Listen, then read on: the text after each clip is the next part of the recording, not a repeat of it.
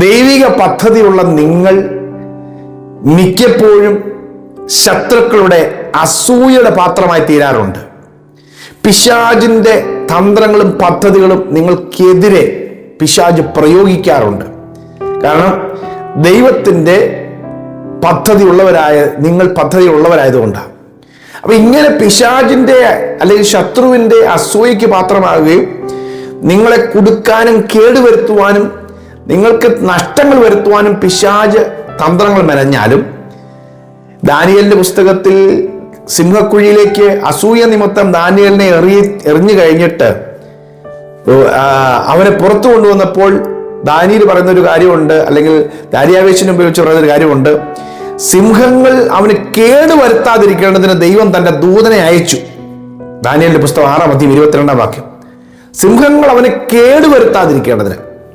ഇന്നത്തെ ശാലോം സന്ദേശത്തിൽ കർത്താവ് തരുന്ന ദൂത്, നിങ്ങളോട് അസൂയുള്ള ശത്രുശക്തികൾ നിങ്ങളെ കേടുവരുത്തുവാനും നിങ്ങളെ വിഴുങ്ങിക്കളയുവാനുമായി ട്രാപ്പുകൾ ഉണ്ടാക്കിയാലും, കേടുകൾ വരുത്തുവാനും നഷ്ടങ്ങൾ വരുത്തുവാനും ട്രാപ്പുകൾ ഉണ്ടാക്കിയാലും, അങ്ങനെ ഉണ്ടാക്കുന്ന വലിയ സിംഹ തുല്യമായ ശക്തികൾ കേടുവരുത്താതിരിക്കേണ്ടതിന് ദൈവം തൻ്റെ ദൂതനെ നിങ്ങൾക്ക് വേണ്ടി അയക്കും. ഹല്ലേലൂയ. ദൈവം തൻ്റെ ദൂതനെ പ്രാർത്ഥിക്കുന്നവർക്ക് വേണ്ടി, ദൈവത്തിൻ്റെ സന്നിധിയിൽ ദൈവഭക്തിയെ മുറുകെ പിടിക്കുന്നവർക്ക് വേണ്ടി ദൈവം ദൂതനെ അയക്കും. ദൈവത്തിൻ്റെ അംബാസഡേഴ്സിന്റെ കൂട്ടത്തിൽ എപ്പോഴും ദൈവം ദൂതന്മാരെ അയക്കുന്നുണ്ട്. നമ്മൾ ദൈവത്തിൻ്റെ അംബാസഡേഴ്സാണ്, ദൈവത്തിൻ്റെ സ്ഥാനപതികളാണ്. ആ ഒരു തിരിച്ചറിവിൽ നമ്മൾ നിൽക്കുമ്പോൾ ദൂതന്മാരുടെ കാവൽ നമുക്കുണ്ടെന്ന് നമുക്ക് ഉറപ്പാണ്. ഹല്ലേലൂയ. അക്ഷരീയമായി തന്നെ ദൂതനെ അയച്ച ദൈവം വിടുവിക്കുന്നു. പൗലോസൊക്കെ കടന്നുപോയ ആ കപ്പൽഛേദത്തിലും വലിയ മരണകരമായ പ്രശ്നങ്ങളിൽ നിന്നൊക്കെയും ദൂതനെ അയച്ച ദൈവം വിടുവിച്ചുകൊണ്ടിരുന്നത്. അപ്പോസ്തലപ്രവൃത്തി 12:11 വളരെ തെളിവായ സംഭവമുണ്ട്. പത്രോസിന് സുബോധം വന്നിട്ട് കർത്താവ് തൻ്റെ ദൂതനെ അയച്ച് ഹേരോദാവിന്റെ കയ്യിൽ നിന്നും യഹൂദ ജനത്തിന്റെ സകല പ്രതീക്ഷയിൽ നിന്നും വിടുവിച്ചു. എന്നെ വിടുവിച്ചു എന്ന് ഞാൻ വാസ്തവമായിട്ട് അറിയുന്നതാണ് പത്രോസ് പറയുന്നത്. എന്നെ വിടുവിച്ചു. എവിടെന്നാണ് വിടുവിച്ചത്?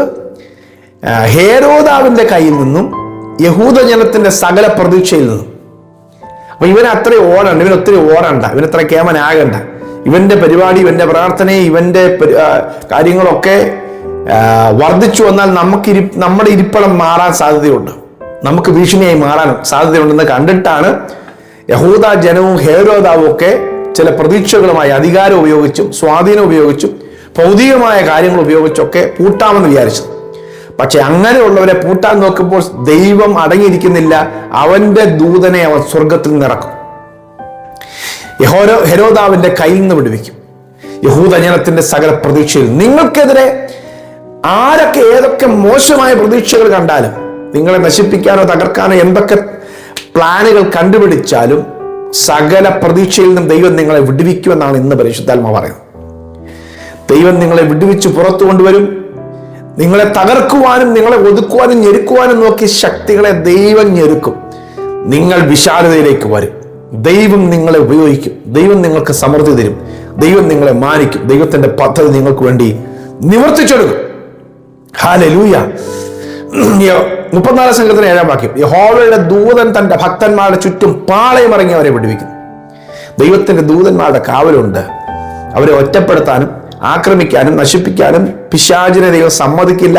ദൈവം തന്റെ ദൂതന്മാരെ അയച്ച്, യഹോവയുടെ ദൂതൻ തന്റെ ഭക്തന്മാരുടെ ചുറ്റും പാളയമിറങ്ങി അവരെ വിടുവിക്കുന്നു. ലിസ്ട്രയിൽ വെച്ച് പൗലോസിനെ ഇക്കോന്യയിലെ അന്ത്യോക്യയിലെ ആളുകൾ വന്ന് യഹൂദന്മാർ കല്ലെറിഞ്ഞതാണ്.